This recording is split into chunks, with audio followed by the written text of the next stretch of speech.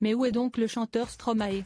Alors qu'il semblait enfin remis sur de bons rails après sa dépression et ses problèmes de santé mentale, le chanteur belge a fait une brusque rechute il y a quelques mois. Depuis, sa tournée a été annulée et le chanteur vit à l'ombre des caméras, dans son petit paradis. Là-bas, sieste Paul, pas Stromae. Toujours en délicatesse avec sa santé mentale depuis sa lourde dépression de ces dernières années, le chanteur belge de 38 ans se fait discret depuis quelques mois et l'annulation brusque de sa tournée. Incapable de gérer ses problèmes psychologiques et sa carrière en même temps, l'interprète de Papa Outé a préféré se consacrer à sa guérison et s'est réfugié chez lui, à Bruxelles, où il vit avec sa femme Coralie et son fils. Selon Le Parisien, qui lui consacre en effet une série de portraits, s'y estime même plus précisément à Forest, commune bobo et métissée de la capitale que se situe son repère, un penthouse au dernier étage d'un immeuble.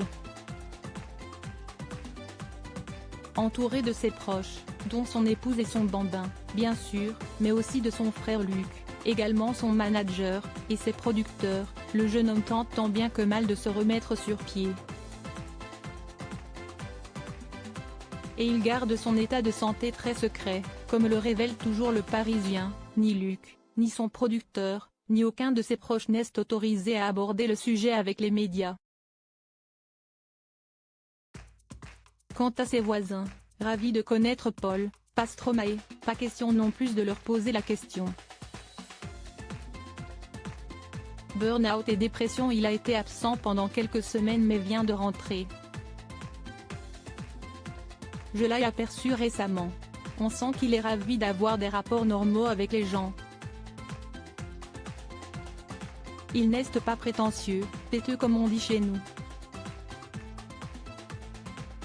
Je pense que si on commençait à lui parler de sa carrière, de sa musique ou de ses concerts annulés, il n'apprécierait pas, révèle un homme du quartier. Et pas question d'en dire plus. Pour rappel, Stromae avait connu un gros épisode de dépression après l'album Racine Carrée, une énorme tournée et un burn-out survenu en 2016. Après cela, il s'était mis en retrait de la scène pendant près de 5 ans avant de faire son grand retour fin 2021, puis début 2022 aux 20h de TF1, où il avait fait le show En chantant l'enfer, qui parle de ses pensées suicidaires. Désormais, Laure est au calme et au repos. Et peut-être qu'après ce retour à la normale, il pourra enfin retrouver ses fans.